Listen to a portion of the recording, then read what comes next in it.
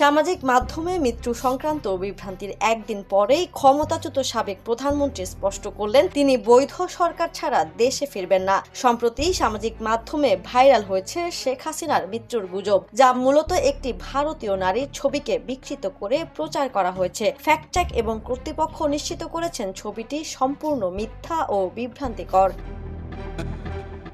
ক্ষমতাচ্যুত প্রধানমন্ত্রী শেখ হাসিনা ভারতে অবস্থান করছেন এবং সম্প্রতি রয়টার্সকে দেওয়া সাক্ষাৎকারে এ বিষয়ে বিস্তারিত জানালেন। ক্ষমতাচ্যুত হওয়ার পর এটি তার প্রথম আনুষ্ঠানিক সাক্ষাৎকার। তিনি জানিয়েছেন আওয়ামী লীগ বাদ দিয়ে নির্বাচনের মাধ্যমে গঠিত কোন সরকারের অধীনে দেশে ফেরার পরিকল্পনা নেই। শর্ত রেখেছেন দেশে ফেরার জন্য বৈধ সরকার, সংবিধান অটুট ও আইন শৃঙ্খলা বজায় থাকতে হবে।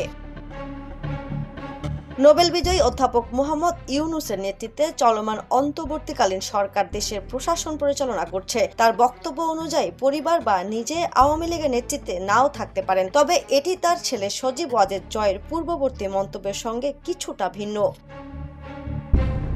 জুলাই অভ্যুত্থানে সহিংস দমন পীড়ন ও আওয়ামী লীগ শাসনামলে গুমসহ বেশ কয়েকটি অভিযোগে শেখ হাসিনার বিরুদ্ধে আন্তর্জাতিক অপরাধ ট্রাইব্যুনালে মানবতা বিরোধী অপরাধের মামলা চলমান। এর আগে ট্রাইব্যুনাল গণমাধ্যম ও সামাজিক যোগাযোগ মাধ্যমে ক্ষমতাচ্যুত প্রধানমন্ত্রীর যে কোনো বিদ্বেষমূলক বক্তব্য প্রকাশ বা প্রচার নিষিদ্ধ করে।